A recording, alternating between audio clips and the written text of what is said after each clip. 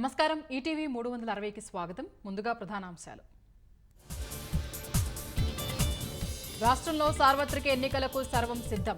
సామాగ్రితో polling కేంద్రాలకు చేరిన సిబ్బంది.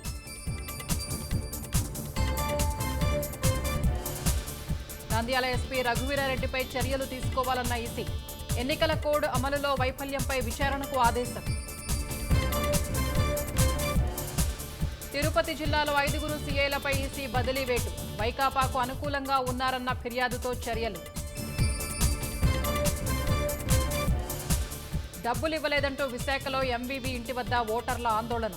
తాళం వేసుకుని ఇంట్లోనే ఉండిపోయిన వైకాపా అభ్యర్థి. దేవుడి సాక్షిగా తిరుపతిలో వైకాపా నేతల ప్రలోభాలు.